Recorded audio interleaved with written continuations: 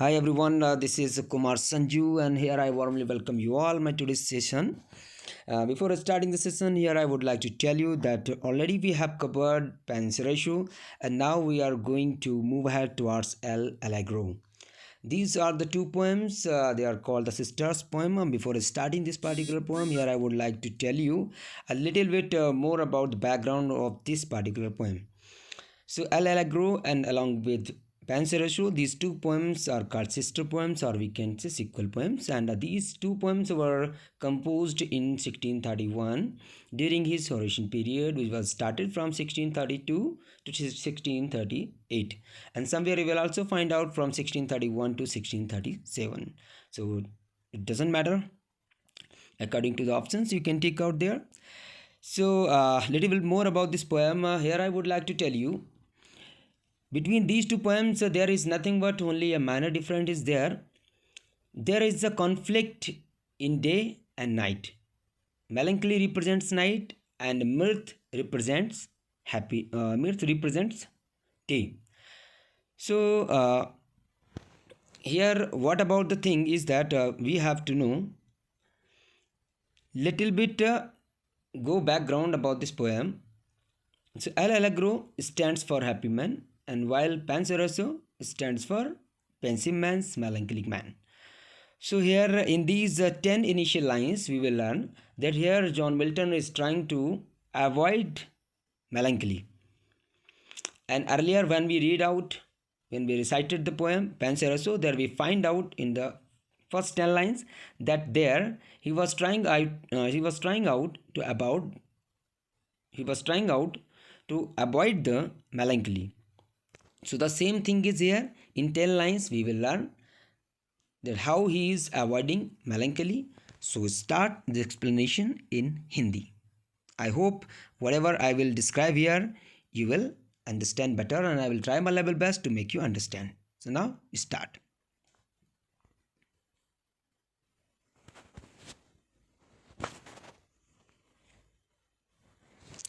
Hence loathed melancholy of Cerberus and blackest midnight born, in Stygian cave forlorn, amongst horrid shapes and shrieks and a sight unholy, find out some uncouth cell, where brooding darkness spreads his jealous wings, and the night raven sings, there under Yvonne shades and low brown rocks, as ragged as thy locks, in dark Cimmerian deserts ever dwell.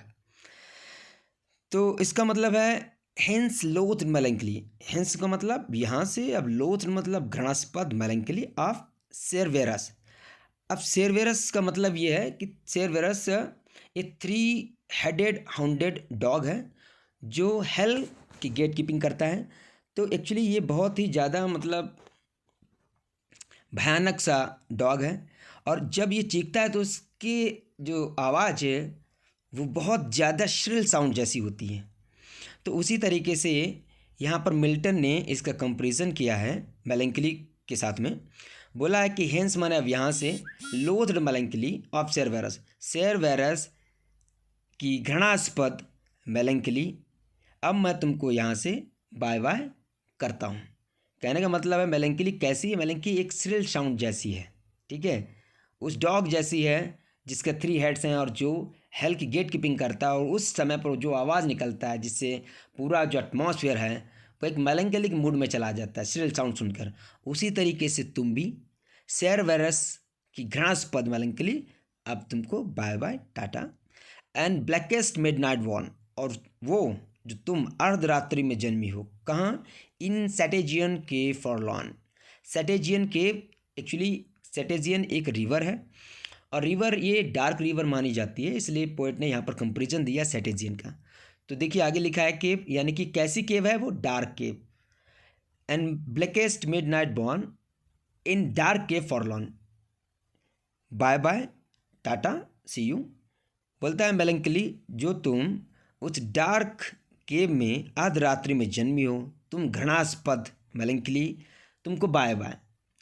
और क्या, amongst horrid shape and shrieks and sight unholy, find out some uncouth cell। और देखो तुम कहाँ रहती हो, उन horrid shapes में, श्रिक्स मतलब श्रिल साउंड में, एंड साइट्स अनहोली, जहाँ पर सब अनहोली साइट्स हैं। फाइंड आउट सम अनकाउंसल, वहाँ पर तुमने, अनकाउंस का मतलब तो डेजोलेटेड, अवेंडेंट, सेल का मतलब एक कोठरी ढूंढ ली है। तुम कहाँ रहती हो? तुम उन हॉरिड शेप्स में रहती हो, सिल साउंड में रहती हो, है ना, और अनहोली साइट्स जहाँ पर हैं तुम एक डेजोलेटेड सेल में निवास करती हो। तुमको बाय बाय टाटा। और वहाँ पर रहते तुम क्या करती हो? Where brooding darkness spread his jealous wing, जहाँ पर तुम जन्म देती हो किसको? डार्कनेस को। और वो डार्कनेस क्या करती है? स्प्रेड माने फैला देती है ही जेलस विंग्स, और ये पूरा जो डार्कनेस है वो जेलस फैला देती है हर तरफ। एंड द नाइट रेवन सिंग, और देखो तुम भी बिल्कुल वैसे हो जैसे रावण का मतलब यहाँ पर ना एक बहुत विशाल तरीके का हम बोल सकते हैं क्राउ जो रात में गाता है। तुम भी बिल्कुल वैसे ही हो।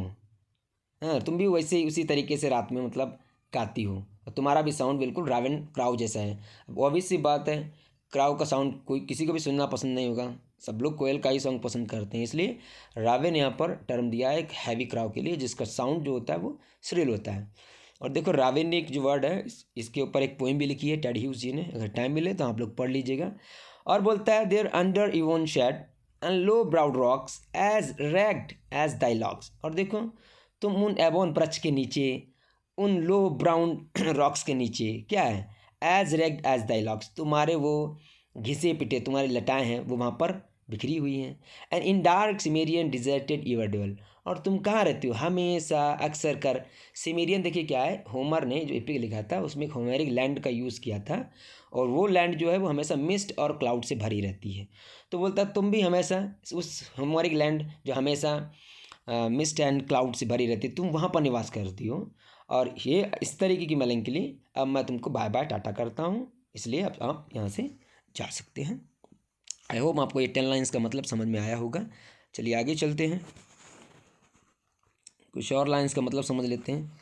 अब देखिए यहाँ पर क्या है, पोएट है वो गॉडेस ऑफ मिर्थ का आह्वान करेगा, इन्वोकेशन करेगा, अब उसको बुलाना चाहेगा, क्योंकि अगली जो स्टार्टिंग की 10 लाइन्स थी उसमें उसने बाय बाय सिया टाटा कर दिया मेलैंकोली को। अब समझते हैं अब क्या बोलता है। But come thou goddess fair and free in heavens yclept Euphrosyne and by men hurt is made whom lovely Venus at birth with two sisters grace more। बोलता है बट कम दाउ, अब तुम आ जाओ, गॉडेस फेयर एंड फ्री, जो बहुत ज़्यादा fair हों और फ्री हों, इन हेवन जिनको स्वर्ग में, क्लब्ड का मतलब यहाँ पर कार्ड, जिनको बुलाया जाता क्या? यूफोर्सेनी। यूफोर्सेनी का मतलब goddess of cheer, goddess of mirth, goddess of happiness. And by men heart easing mirth, और तुम जो व्यक्तियों को बड़ी आसानी से प्रसन्न कर देती हो, हे देवी गॉडेस ऑफ चीर, अब आप आ जाओ, क्योंकि अब मैंने बाय बाय सिया टाटा कर दिया है मेलैंकोली को। बहुत ज़्यादा घटिया टाइप की थी, हमेशा डार्क रूम में रहना, शेल साउंड में रहना, अनहोली साइट में रहना, और ऐसी जगह पर इसलिए जहाँ पर डार्क मिस्ट क्लाउड हमेशा रहते हो, ऐसी मैंने मेलैंकोली को बाय बाय सिया टाटा कर दिया, और अब आप आ जाओ। आगे बोलता है whom lovely Venus at birth. अब देखिएगा ये जो गॉडेस ऑफ चीर हैं ये किसकी बेटी हैं, आगे आपको पता लगेगा। बोलता है whom lovely Venus at birth with two sisters graces more. देखिए वीनस इनकी मम्मी जी हैं, ठीक है, और आगे आपको समझ में आएगा ये बच्चू जो लिखा है ये इनके पापा जी हैं। तो बोलता है यूफोर सेनी, ठीक है, तुम वीनस ने जिनको जन्म दिया, तुम अपनी दोनों सिस्टर से बहुत ही ज़्यादा कहीं खूबसूरत हो, अट्रैक्टिव हो। And the ivy crown Bacchus bore, और तुम देखो बच्चू जो कि आईवी क्राउंड हैं उनकी तुम लड़की हो। तो कुल मिला के कहने का मतलब ये है कि वीनस और बच्चूस जिन्होंने तुमको जन्म दिया तुम उनकी पुत्री हो, और तुम अपनी दोनों सिस्टर से बहुत ही ज़्यादा सुंदर हो। लेकिन अब आपको मालूम होगा कुछ लोग ये भी मानते हैं कि ये जैफिर और अरोरा की बेटी हैं। तो आगे आपको इन लाइन्स में मालूम होगा, और वेदर एज सम सागर सिंग्स। और देखिए यहाँ तक कि कुछ सागर का मतलब वाइज मैन ये बोलते हैं, सिंग का मतलब गाते हैं यानी कि मतलब बोलते हैं। कुछ वाइज मैन ये भी बोलते हैं that the frolic wind and breathe the spring Zephyr with Aurora playing. देखिए बोलते हैं फ्रॉलिक का मतलब होता है खिलवाड़ करने वाली या आपको अट्रैक्ट करने वाली, मैनिपुलेट करने वाली wind, that breathe the spring, जो स्प्रिंग के टाइम में चल रही थी, मतलब स्प्रिंग के टाइम में सांसें ले रही थी, सांसें ले रही इन द सेंस ऑफ चल रही थी। जाफिर विद अरोरा प्लेइंग, और उस समय पर जाफिर जो है गॉड ऑफ विंड बोले जाते हैं, अरोरा जो है गॉडेस ऑफ डॉन बोली जाती है। उस टाइम पर ये लोग खेल रहे थे, स्प्रिंग का सीजन था। तो इस जो फॉरलिक जो मैनिपुलेट करने वाली विंड थी स्प्रिंग के टाइम में, उस टाइम पर ये जाफिर और अरोरा खेल रहे थे। अब खेल रहे थे तो क्या हुआ आगे समझते हैं, चलिए। तो हुआ यूं, as he met her once amaying, तब क्या, ही का मतलब यहाँ पर जाफिर, तब जाफिर जो थे वो अरोरा से मिले एक बार। कहाँ, मेइंग का मतलब मई के महीने में। There on beds of violet blue, कहाँ मिले, देखिए वायलेट ब्लू का मतलब वायलेट टाइप के फ्लावर्स होंगे, उन वाले बिस्तर पे इन दोनों का मिलाप हुआ। And fresh blown roses washed in dew, filled her with thee a daughter fair, so buxom, blithe, and debonair, has the nymph, and bring with thee just and youthful jollity। अब देखिए फ्रेंड्स, हुआ क्या कि मई का time था, ठीक है, spring season का, जिस टाइम पर ज़बरदस्त मस्त हवा चल रही थी। उस टाइम में जाफिर और अरोरा जो है उनका मिलाप होता है, और मिलाप होने के बाद में क्या है, एंड फ्रेश ब्लोन रोजेज बजंट ड्यू, और उस टाइम पर देखिए जो रोजेज थी वो पूरी तरीके से ड्यू में नहाए हुए थे। तो जब ये उस वाले टाइम में मिले तो क्या हुआ, फिल्ड हर, यानी कि अरोरा की गोद को भर दिया, किसे, with the a daughter fair, आपको एक बहुत ही ज़्यादा सुंदर, सुशील और सुसज्ज कन्या प्राप्त हुई, जिसका नाम था यूफोर्सिनी, ठीक है। तो आगे बोलता है सो बक्सम का मतलब होता है सो लाइवली, सो ब्लीथ, एंड डेवनियर, डेवन का मतलब होता है स्टाइलिश, चार्मिंग, अट्रैक्टिव। हेस्ट दी निम्फ, अब उनको बोलता है, किसको बोलता है, यूफोर्सिनी को बोलते हैं, you are so lively, you are so lively, you are so blast, you are so attractive, charming. Haste, जल्दी करो, दी निम्फ, अपने साथ में और भी निम्फ्स को जल्दी लेकर आओ, एंड ब्रिग विद दी ना, मतलब और भी निम्फ्स को अपने साथ में जल्दी लेकर आओ।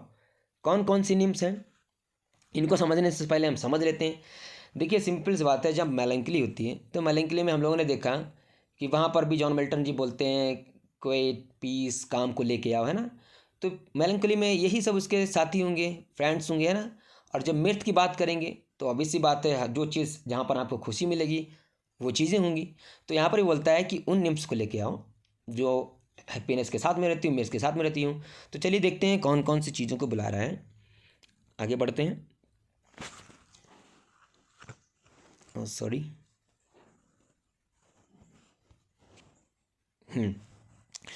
बोलता है haste the nymph and bring with thee, अपने साथ में लेके आओ, जल्दी करो, किसको, जस्ट को लेके आओ, यूथफुल जॉल्टी को लेके आओ, क्विप्स को लेके आओ, क्रैंक्स को लेके आओ, एंड वॉन्टन वेल्स को लेके आओ, nods and becks and wreathed smiles, इन सबको लेके आओ।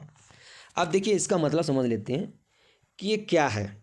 देखिए क्विप्स का मतलब होता है विटी रिमार्क, विटी रिमार्क का मतलब गौसे वसे वगैरह जब हम लोग करते हैं ना, गप्पे गप्पे मारते हैं। जब कब गप्पे मारेंगे, जब हम लोग बहुत प्रसन्न होंगे, मन हमारा बिल्कुल उसे क्या बोलते हैं, आनंद विभोर होगा, उस टाइम पर चुटकुले आएंगे।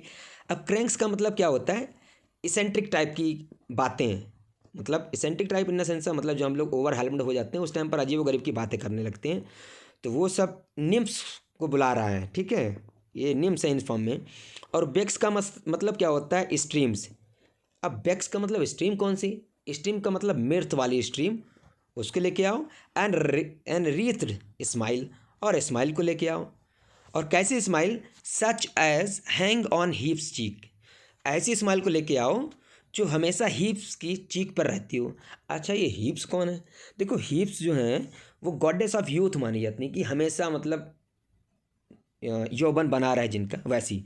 तो ऐसी स्माइल लेके आओ जो हमेशा जैसे हीप्स की चीक पे रहती है, हीप्स जो हैं गॉडेस ऑफ यूथ हैं, उसी तरीके से ऐसी स्माइल लेके आओ जो कभी ख़त्म ही ना हो, है ना।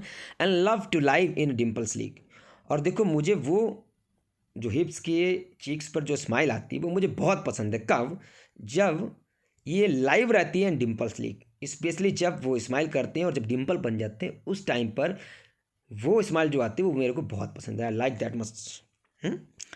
और क्या बोलता है, sport the wrinkled care derides and laughter holding both his side. अब बोलता है कि देखो स्पोर्ट माने खेलो, that wrinkled care, wrinkled care का मतलब क्या है कि देखिए जब हम लोग बहुत ज़्यादा वरीड होते हैं उस टाइम पर क्या होता है, हमारे पूरे फेस के ऊपर रिंकल्स पड़ जाते हैं ना।